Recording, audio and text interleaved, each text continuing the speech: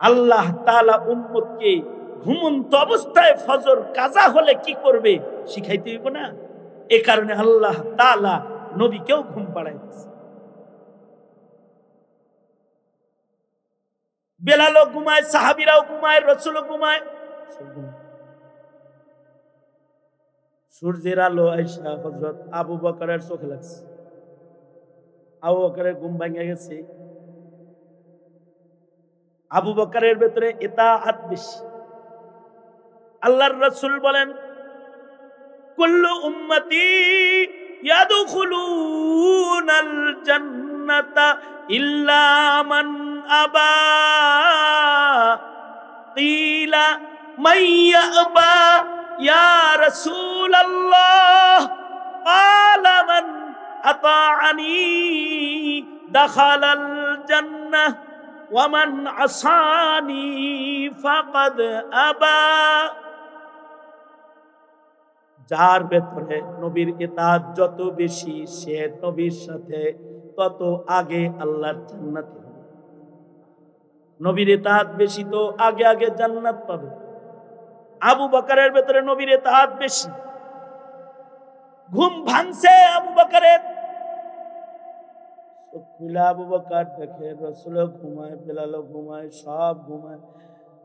আবু বকর চোখ বন্ধ করে আলাইছে, যাক না কিন্তু, কারণ নবীজির নকল করতেছে। নবী ঘুমায়, আমি জাগনা থেকে মাতব্বরি করে পেছে পড়তে রাজি না। চোখটা আস্তে করে বন্ধ করে ফেলছে, কারণ আবু বকরের সাথে নবীর ইতাআতের নিসবতটা নিসবতে ইত্তেহাদি। আবু বকর চোখ বন্ধ করছে, ঠান্ডা মানুষ তো। কতক্ষণ পরে ঘুম ভাঙছে হযরত উমরের। ওর তো ডান্ডা গ্রুপ। পারে তো বেলাল রে দেয় একটা ঠিকঠাক মতো, এই কিরে তুই ঘুমাস? তবে ফজরের সবচেয়ে বেশি ডাকনেওয়ালা সাহাবায়ে কেরামের ভেতরে অ্যালার্ম হলেন হযরত বেলাল। নবীজি যুদ্ধের থেকে ফেরত আসতে বেলাল কি বলে, বেলাল অ্যালার্ম বসে থাকো, আমিও ঘুমাইলাম, জাগনা করে দিও। অ্যালার্মও ঘুমাইছে, কিন্তু আল্লাহ তাআলা উম্মতকে ঘুমন্ত অবস্থায় ফজর কাজা হলে কি করবে শিখাইতে হইব না? এ কারণে আল্লাহ তাআলা নবীকেও ঘুম পাড়াইতেছে। বেলালও ঘুমায়, সাহাবীরাও ঘুমায়, রাসূলও ঘুমায়। সূর্যের আলো আইসা হযরত আবু বকরের চোখে লাগছে। আবু বকরের ঘুম ভেঙে গেছে। আবু বকরের ভেতরে ইতাআত বেশি। আল্লাহর রাসূল বলেন, কুল্লু উম্মতি ইয়াদখুলুনাল জান্নাতা ইল্লা মান আবা। কিলা মান ইয়াবা ইয়া রাসূলাল্লাহ? ক্বালা মান আতাআনি দাখালাল জান্নাহ ওয়া মান আসানি ফাকাদ আবা। যার ভেতরে নবীর ইতাআত যত বেশি সে নবীর সাথে তত আগে আল্লাহর জান্নাতে হবে। নবীর ইতাআত বেশি তো আগে আগে জান্নাত পাবে। আবু বকরের ভেতরে নবীর ইতাআত বেশি। ঘুম ভাঙছে আবু বকরের। চোখ খুলে আবু বকর দেখে রাসূলও ঘুমায়, বেলালও ঘুমায়, সব ঘুমায়। আবু বকর চোখ বন্ধ করে আলাইছে, যাক না কিন্তু, কারণ নবীজির নকল করতেছে। নবী ঘুমায়, আমি জাগনা থেকে মাতব্বরি করে পেছে পড়তে রাজি না। চোখটা আস্তে করে বন্ধ করে ফেলছে, কারণ আবু বকরের সাথে নবীর ইতাআতের নিসবতটা নিসবতে ইত্তেহাদি। আবু বকর চোখ বন্ধ করছে, ঠান্ডা মানুষ তো। কতক্ষণ পরে ঘুম ভাঙছে হযরত উমরের। ওর তো ডান্ডা গ্রুপ। পারে তো বেলাল রে দেয় একটা ঠিকঠাক মতো, এই কিরে তুই ঘুমাস? এই বেলাল ঘুমাস কে? আল্লাহর রাসূল বলে, উমর রাগারাগি কইরো না, চলো জায়গাটা ছাইরা দেই, জামাতের সাথে আমরা ফজর পড়ব। ফজর যদি জমাতে কাজা হয় তাহলে জমাতে পড়ব,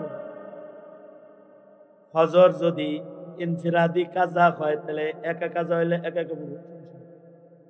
এমনও হইতে পারে যে সব ঘুমাইছে, মাদ্রাসার ছাত্ররা ঘুমাইতেছে, আরামে ঘুমাইতেছে, আর ফজর হয়ে গেছে। ঠিক আছে, সূর্য ওঠার পরে জমাত দিয়ে কাজা করব, উম্মতরে শিখান লাগবো। আল্লাহ তাআলা ফজরে ঘুম পাড়ায় দিলেন। এই একটা নামাজ আছে, যেই নামাজটা ঘুমন্ত অবস্থায় আল্লাহর নিয়ামত, ঘুম চেপে গেলে নিয়মিত নামাজিরও কাজা হইয়া যায়।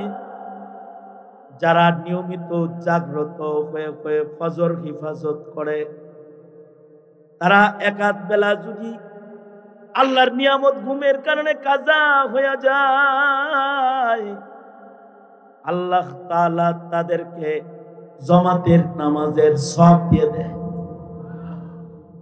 কারণ তারা দায়েমান ফজর পড়নে ওয়ালা মুসল্লি।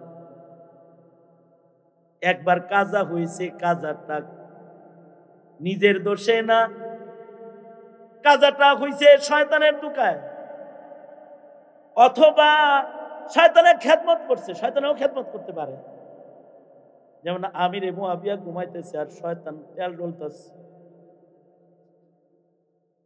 আমির মুআবিয়া রাদিয়াল্লাহু আনহু শয়তান খেদমত করতেছে আর আরামে ঘুমাইতেছে।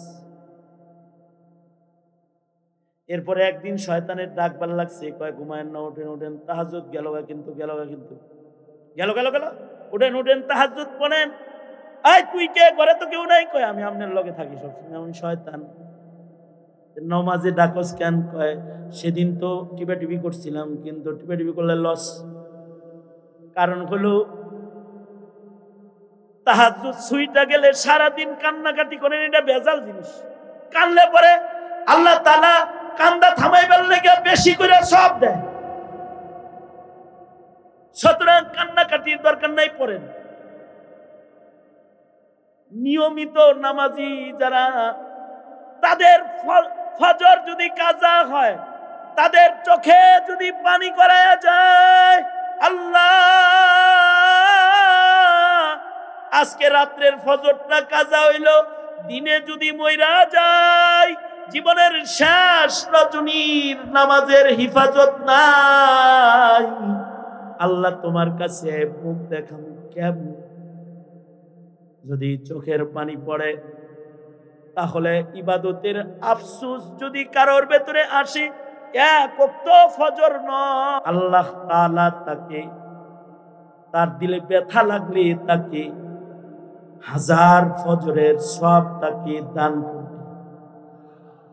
তার কান্না থামানোর জন্য, কারণ ফজর সে ইচ্ছা করে কাজা করে নাই, ঘুমন্ত ছিল। ঘুম আল্লাহর দান, এটা লম্বা কখনো কখনো আল্লাহর পক্ষ থেকে হয় বান্দার ঈমান পরীক্ষা করার জন্য। দেখি নামাজ ছুটে গেলে তোর দরদ লাগে না, নামাজের জন্য তোর দরদটা কেমন আছে একটু চেক চেক চেক। এই কারণে আল্লাহ তাআলা ঘুম পানায়। কিন্তু একটা নামাজ, এটা জাগ্রত অবস্থায় বেশি কাজা হয়, তার নাম হলো সালাতুল আসর। জাগ্রত থাকে কিন্তু হেলায় খেলায় আসর কাজা হয়। আল্লাহ তাআলা বলে ওয়াল আসর, আসর দেখে রাখিস, এটা কিন্তু জাগনা থাকতেও কাজা হয়, হালকা অবহেলা করলে কাজা হয়। কালের কসম, হায়াতের কসম, হায়াত কিন্তু তোর লম্বা নয়, আসরের নামাজের মতো কিন্তু হঠাৎ কইরা ডুইবা যাইব। মরণ তোর কাছে হঠাৎ চল্লা আইব, আজরাইল কিন্তু হঠাৎ সামনে দাঁড়ায় যাইব। অবহেলা করলে যেমন আসর ওয়াক্ত চলে যায়, তুই হায়াতে অবহেলা করলে তোর জীবনের সূর্য ডুইবা যাবে। সূর্য ডুবে গেলে আর ইবাদতের চান্স কিন্তু পাবি না বান্দা। জান্নাত কামায়ের সুযোগ কিন্তু তোর আর থাকবে না বান্দা। সুতরাং আসর তাকায়া দেখ, হায়াত তাকায়া দেখ। জীবন তোর আসরের নমাজের মতন অবহেলা করলে ফুরায় যাবে। সময় বড়, হায়াত বড় দামি জিনিস, কাল বড় দামি জিনিস। ওয়াল আসর, এটার মূল্যায়ন কর, এটার অনেক দাম। এক সেকেন্ডের হায়াত যদি কেউ পায়, তাকে আল্লাহ তাআলা এক সেকেন্ডের হায়াতের বদলায় জান্নাত দিয়ে দেন। জন্মের পরে কান্নার আওয়াজ পাওয়া গেছে, এক সেকেন্ডের হায়াতের এত দাম, আল্লাহ তাআলা তাকে বান্দা হিসেবে গণ্য। তাই যারা হায়াত পেয়েছ 30 বছর, হায়াত পেয়েছ 60 বছর, ওয়াল আসর, হায়াতের দাম বুঝো, হায়াতের মূল্যায়ন করো। হায়াত কিন্তু কাউকে বাড়ানো হয় না, হায়াত কিন্তু মার্কেটে কিনতে পাওয়া যায় না। সেকেন্ডে সেকেন্ডে বরফের চাকার মতো হায়াত ছোট হইতেছে। ওয়াল আসর, হায়াতের কসম, হায়াতের দিক দিয়ে ইন্নাল ইনসানা লাফি খুসর, পৃথিবীর সব মানুষ ধ্বংসে আছে। সবার হায়াত ছোট হইতেছে, সবার হায়াত কমতেছে, কিন্তু এক দলের হায়াত কমে না। এদের দুনিয়ার হায়াত শেষ হয় আর এরা জান্নাতের হায়াতের মালিক হয়।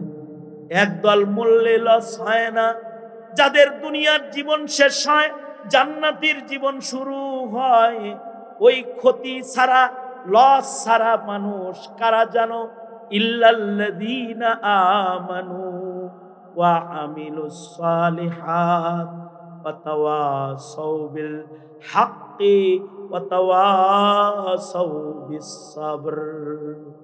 শুধু কালেমাওয়ালা হইলেই ক্ষতির থেকে বাঁচবা না।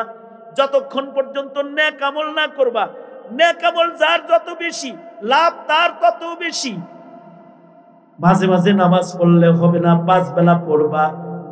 রমজান মাসের রোজা রাখলেই হবে না, নফল রোজাও রাখবা, তারাবির নামাজও পড়বা, লাইলাতুল কদর খুঁজবা, জিকির করবা, তিলাওয়াত করবা, জিন্দেগি বন্দেগি দিয়া সুসজ্জিত করবা।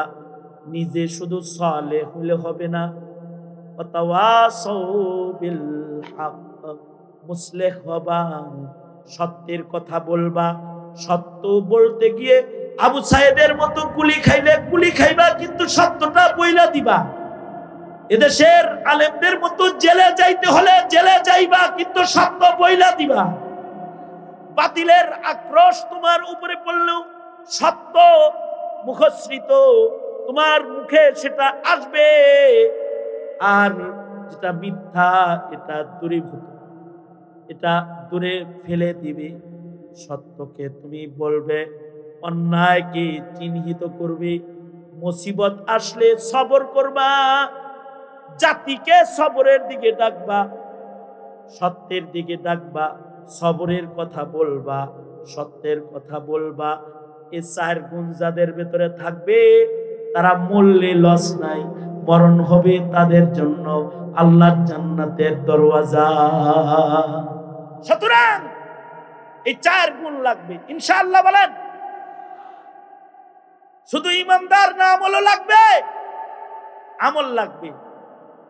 শুধু নিজে ভালো হইলে চলবে না, কিছু আছে নিজে ভালো, কেউ ভালো হোক এটা চায় না। হাসিনা নিজে ঘুমটা পড়ে, লম্বা জামা পড়ে, নিজে নাকি 80 রাকাত নামাজ পড়ে, ডেলি ডেলি কোরআন মজিদের তিলাওয়াত করে, আর সকলেরে বলে মন্দিরে যাও, পূজায় যাও, পূজা সবার, পূজা সবার, ওখানে যাও। শুনেন নাই আপনারা? এই শুনেন নাই? মানুষকে পাপের পথ দেখাইবা না, পাপের কথা বলবা না, মানুষকে সত্যের কথা বলবা। সত্য বলতে জীবন গেলে জীবন দিবা, সত্য বলা বন্ধ করবা না। সুতরাং নিজে ভালো হব, সমাজকে ভালো বানাবো ইনশাআল্লাহ।